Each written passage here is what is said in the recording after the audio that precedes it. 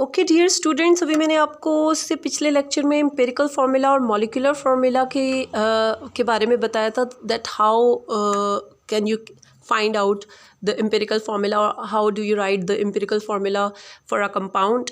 अब आपने जो अपना काम करना है वो सुन ले अच्छे तरीके से। So self assessment exercise 1.2 is your homework. वो मैंने जो पहले लेक्चर दिया था वो मैंने आपको समझाने के लिए बताया था। So self assessment exercise 1.2 is in your book. जिनके पास बुक नहीं है मैं पेज अपलोड कर दूँगी। सो सेल्फ असेसमेंट एक्सरसाइज 1.2 का मैं क्वेश्चन पढ़ने जा रही हूँ। So write the empirical formulas for the compound containing carbon to hydrogen in the following ratios. अब उन्होंने क्या किया है कि यहाँ पर हमें बता दिया है कि A, B, C, D 4 parts हैं, ठीक है। उसमें से मैंने आपको A और B सॉल्व किया है, C और D आप खुद सॉल्व करेंगे। A और B में आपको क्या किया है, A, B, C, D तीनों पार्ट्स में ratio is given to you और बता दिया कि ये रेशो कार्बन और हाइड्रोजन के दरमियान है। सो कार्बन पहले आया है तो ऑब्वियसली ये कार्बन की रेशो होगी, हाइड्रोजन उसके बाद है तो ये हाइड्रोजन की रेशो होगी। So carbon to hydrogen they are present in the following ratios. अच्छा, अब एक कंपाउंड है जिसमें कार्बन 1 है और हाइड्रोजन 4 है, तो फिर 1:4 हमने लिख दिया। सो ये 1:4 ये इसका मॉलिक्यूलर फार्मूला है, क्योंकि ये उन्होंने हमें नहीं बताया कि ये एम्पिरिकल फार्मूला है। उन्होंने हमसे ये कहा है कि right the empirical formulas for the compound, कि इन कंपाउंड्स के एम्पिरिकल फार्मूलाज लिखिए। But students look at here, this is the molecular formula CH4। Now this ratio can not be simplified further, so it's empirical formula will be same as that of molecular formula. तो ये part solve हो गया। Now look at this part B, 2:6 ये रेशो दी है। It means that carbon is 2 and hydrogen is 6। So 2:6 is the ratio. हम इसको सिंप्लीफाई कर सकते हैं। Now 2 1s 2 and 2 3s 6। ये फर्दर मैंने 2 से सिंप्लीफाई किया। मैंने आपको बताया था कि सारे आइटम्स को एक ही नंबर से सिंप्लीफाई करते हैं। So this is the actual number, this is the actual whole number ratio of atoms of elements present in the compound. तो ये हमें मॉलिक्यूलर फार्मूला बताएगा। So C2H6 is the molecular formula और ये simplify करने के बाद आया है। So CH3 is the empirical formula. अब पार्ट C और D आपने खुद करने हैं students. Then self assessment exercise 1.3 is your homework as well. इसके 3 पार्ट्स हैं सेल्फ असेसमेंट एक्सरसाइज 1.3 के, वो भी आप लोग खुद सॉल्व करेंगे। उन सब में आपने एम्पिरिकल फार्मूलाज लिखने हैं या जो भी उस क्वेश्चन में आपको इन्फॉर्मेशन दी है। Then question number 9 and 10, these questions they are from the review exercise.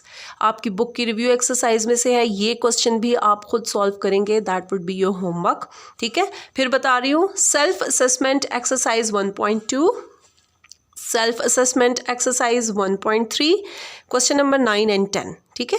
ये क्वेश्चंस आपका होमवर्क है। And let me tell you about self assessment exercise 1.3 कि अगर आपको इसको मुश्किल हो थोड़ा सा मैं इसको भी एक्सप्लेन कर देती हूँ। So the part 1 says aspirin is used as a mild painkiller. There are 9 carbon atoms, 8 hydrogen atoms and 4 oxygen atoms in this compound. Write its empirical and molecular formulas. अब देखें, इस part में aspirin के बारे में बताया है कि उसमें 9 कार्बन एटम्स हैं, 8 हाइड्रोजन एटम्स हैं एंड 4 ऑक्सीजन एटम्स हैं। तो यहाँ आप किस में रेशो बनाएंगे, कार्बन में, हाइड्रोजन में और ऑक्सीजन में। कार्बन के साथ लिखेंगे 9, हाइड्रोजन के साथ लिखेंगे 8 और ऑक्सीजन के साथ लिखेंगे 4, जो भी आपको न्यूमेरिकल में इंफॉर्मेशन दी है अकॉर्डिंग टू दैट इंफॉर्मेशन। फिर आपने इसका एम्पिरिकल और मॉलिक्यूलर फार्मूला लिखना है। सिमिलरली पार्ट नंबर 2 एंड 3 भी आप सॉल्व करेंगे, ठीक है। अच्छा, अब मैं आपको थोड़ा सा एक्सरसाइज के क्वेश्चंस के बारे में बता देती हूँ जो मैंने आपको क्वेश्चन नंबर 9 और 10 दिए हैं।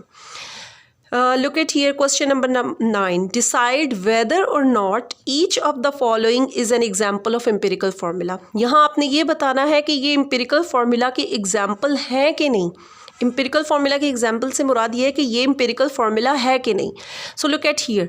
The first part A is Al2Cl6. So it shows that there are 2 atoms of aluminium and 6 atoms of chlorine. तो यहाँ पर रेशो 2:6 है। तो अब 2:6 ऐसी रेशो है जिसको सिंप्लीफाई किया जा सकता है, तो इसका मतलब है कि ये एम्पिरिकल फार्मूला नहीं है, ये इस कंपाउंड का मॉलिक्यूलर फार्मूला है, क्योंकि हम इसको सिंप्लीफाई कर सकते हैं।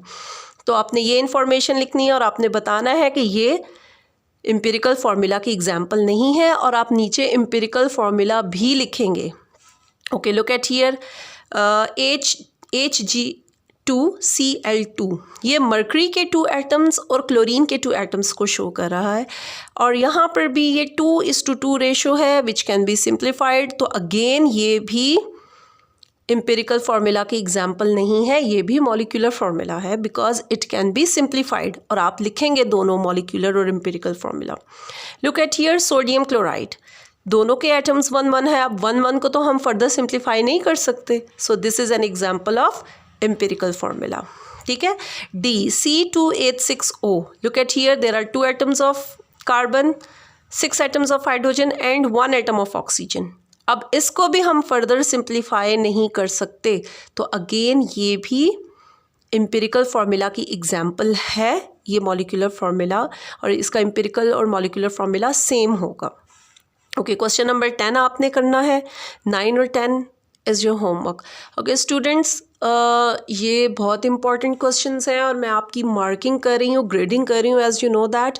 And to students who are not responding, आप ये मत सोचें कि हम रिकॉर्ड नहीं रख रहे, I am keeping each and everything in my record, और बाकी टीचर्स भी ऐसे कर रहे हैं। So kindly submit your work on time, और अच्छे से अपना होमवर्क करके। और ज़्यादातर स्टूडेंट्स जो मुझे पहले रिस्पॉन्ड कर रहे थे, अब उसमें से कुछ स्टूडेंट्स ने रिस्पॉन्स नहीं दिया।